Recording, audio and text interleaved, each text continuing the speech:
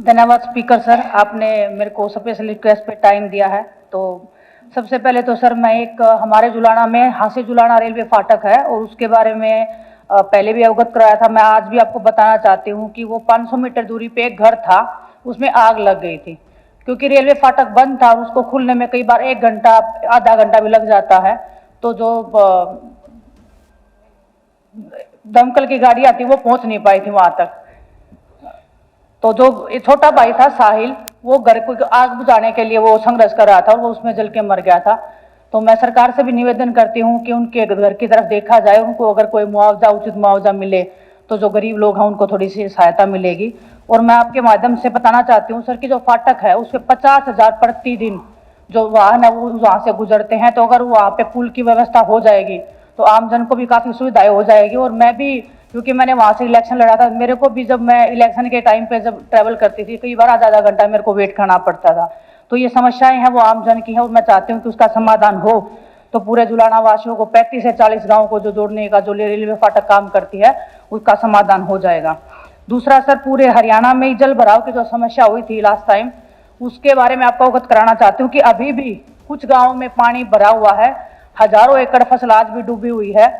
पिछला फसल था वो भी खराब हो गया। अभी जो गेहूं की बिजाई लोगों को करना था वो भी नहीं कर पाए हैं। तो मैं चाहती हूँ कि जो, और मोस्टली मैं गाँव के नाम बताती हूँ, दो गाँव में जो अभी भी पानी खड़ा हुआ है वो मालवी और देवरड है। तो मैं चाहती हूँ कि स्थायी ड्रेनेज बनवा के उसका पानी निकलवाने की आगे की जो व्यवस्था है वो करवाई जाए, ताकि किसानों को समस्या ना, और जब भी जल भराव की समस्या आए तो उससे वो पानी को निकासी का उनको समाधान हो जाए।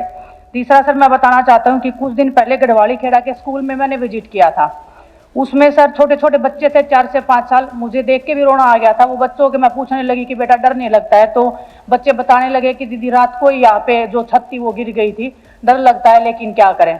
तो 4 से 5 साल के बच्चे अगर उस डर में बैठे हैं तो मैं शिक्षा मंत्री जी से कहती हूँ कि उस गांव में एक बार आप जाके देखिए। और वो सिर्फ एक गांव की मैं स्थिति आपको बता रही हूँ, पूरे हरियाणा प्रदेश में अगर आप जाओगे स्कूलों की, आप कल भी चर्चा हुई थी, स्कूलों की जो हालत है जो वो बहुत ही खस्ता हालत है।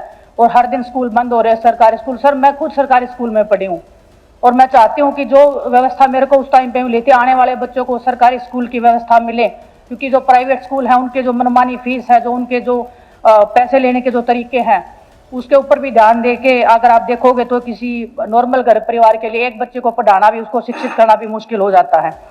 सर लास्ट का एक जुलाना शहर का है, मैंने मुख्यमंत्री जी को भी लिख के दिया था। जो जुलाना का जो मेन बाजार है उसमें 35 से 40 गांव वही अप्रोक्सीमेटली वो पूरे सीजन में आते हैं, लोग शॉपिंग करने के लिए जाते हैं। लेकिन जो जल भराव की समस्या है उसके कारण वो लोग शॉपिंग करने में या कोई भी सामान खरीदने में बहुत अव्यवस्थित महसूस करते हैं।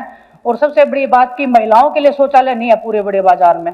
और जुलाना कोई बहुत बड़ा शहर नहीं है सर, छोटा सा शहर है, बहुत सारे लोगों को एक ग्रामीण क्षेत्र में बसा हुआ एक शहर है। तो मैं चाहती हूँ कि जो बाजार की समस्या उसका समाधान करवाया जाए। आपने बोलने का समय दिया उसके लिए बहुत बहुत धन्यवाद। देश और दुनिया की तमाम बड़ी खबरों से जुड़े रहने के लिए लाइक करें, सब्सक्राइब करें यूट्यूब पर सच को हिंदी चैनल और बेल आइकन दबाकर पाएं लेटेस्ट अपडेट सबसे पहले।